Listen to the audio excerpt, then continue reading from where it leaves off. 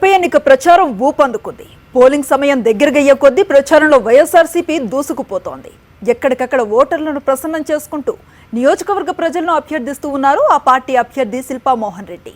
ఉప ఎన్నికల నేపథ్యంలో నంద్యాలపై అకస్మాత్తుగా చూపిస్తూ ఉన్న ప్రభుత్వ ప్రేమను, అలాగే చంద్రబాబు ప్రజా వ్యతిరేక విధానాలను ఎండగడుతూ జనంలో చైతన్యం నింపుతున్నారు.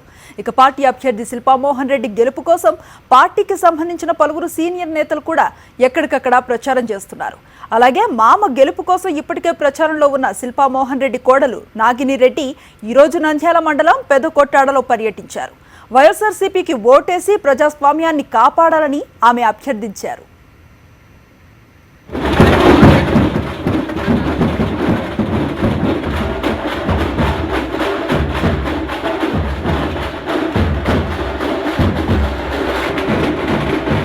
ప్రజలకు ఏది మంచో ఏది చెడో తెలుస్తోంది.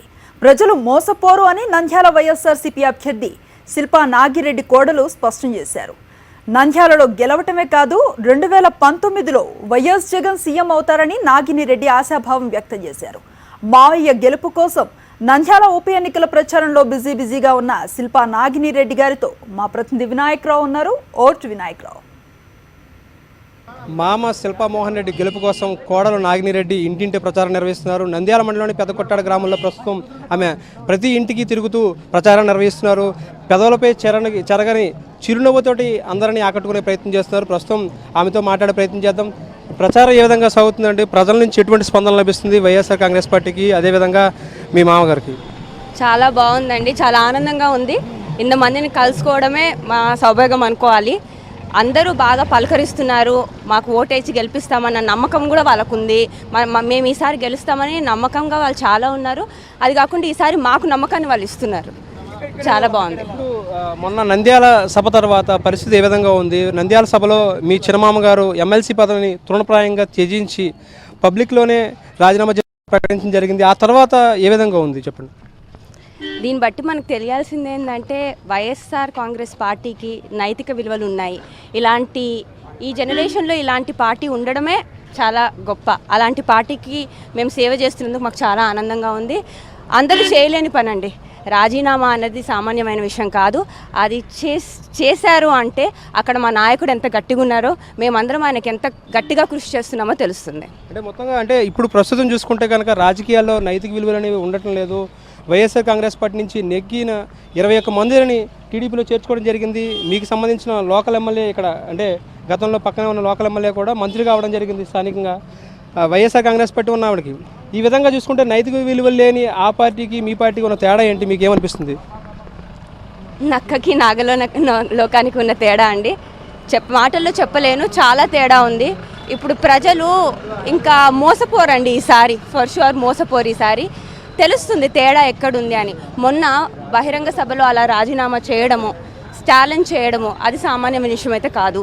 సో దీన్ని బట్టి ప్రజలకు తెలుస్తుంది దట్ ఏది మంచి పార్టీయో, ఏది కరెక్ట్గా, ఎవరు పనులు చేస్తారో, ఎవరికి కొన్ని వాల్యూస్ ఉన్నాయో, ఎథిక్స్ ఉన్నాయో, మారల్స్ ఉన్నాయో తెలుస్తుంది. సో తప్పకుండా వైఎస్ఆర్సీపీ నంద్యాలలోనే కాదు 2019లో కూడా గెలుచుకొని వస్తుంది. అది కాకుండా నేను చెప్పాల్సింది ఏమనుకుంటున్నా అంటే ప్రజలు ప్రెషర్లకి లోన్ అవ్వకుండా గట్టిగా ప్రయత్నించి మనం ఎట్లయినా ఈసారి శిల్పా మోహన్ రెడ్డి గారిని, మా మామగారిని ఎట్లయినా గెలిపించుకోవాలని కోరుతున్నాను. ఇప్పుడు ప్రస్తుతం అధికార పార్టీ ప్రలోభాలకు గురి చేస్తుంది, అదేవిధంగా ఎన్నో ఓటర్లని భయభ్రాంతికి గురి చేసే ప్రయత్నాలు చేస్తున్నట్లుగా ఆరోపణలు వినిపిస్తున్నాయి. దీనికి మీరేం చెప్తారు? మీరు గ్రామాల్లో మీకు వినిపిస్తున్న మాటలేంటి? నేను వార్డ్ పర్యటన, ఊర్ల పర్యటన ప్రతిరోజు చేస్తున్నానండి. చాలా మటుకు చాలా వార్డులలో సిఆర్పీల దగ్గర నుంచి చాలామంది వచ్చి మేము బయటికి రాలేకపోతున్నాము, మేము చేయలేకపోతున్నాం, మాకు జగనన్న అంటే అభిమానం ఉంది, అయినా మేము చేయలేకపోతున్నాము, మాకు శిల్పన్న అంటే ఇష్టం, మా శిల్పన్న మాకు నంద్యాలకి చాలా చేశాడు అని వాళ్ళు ప్రత్యక్ష సాక్షిగా నాకు చెప్తున్నారు. కానీ మేము బయటికి రామంటున్నాం. ఏమ్మా ఎందుకు బయటికి రాలేరంటే ప్రెషర్స్ మాకు ఎక్కువ ఉన్నాయి, ప్రెషర్స్ వల్ల మేము చేయలేకపోతున్నాము. మమ్మల్ని మొన్న సభకి చాలా మందిని రానివ్వకుండా చేసిన పరిస్థితి కూడా కనిపిస్తుంది. మొత్తంగా చూసుకుంటే ఈ నంద్యాల ఉప ఎన్నికల్లో శిల్పా మోహన్ రెడ్డిని గెలిపించుకోవడం ఖాయమని ఆమె కోడలు నాగినిరెడ్డి చెప్తున్నారు. మరోవైపున 2019 ఎన్నికల్లో వైఎస్ జగన్మోహన్ రెడ్డిని కూడా మేము సీఎం చేసుకోవడం జరుగుతుంది. అదేవిధంగా ఒక నైతిక విలువలు కలిగిన పార్టీలో మేము చేరడం, నైతిక విలువలు కలిగిన పార్టీలో మేము ఉండడం మేము ఎంతో అదృష్టంగా భావిస్తున్నామని నాగినిరెడ్డి చెప్తున్నారు. వీడియో జర్నలిస్ట్ నారాయణతో కలిసి వినాయకరావు, సాక్షి టీవీ, నంద్యాల నుంచి.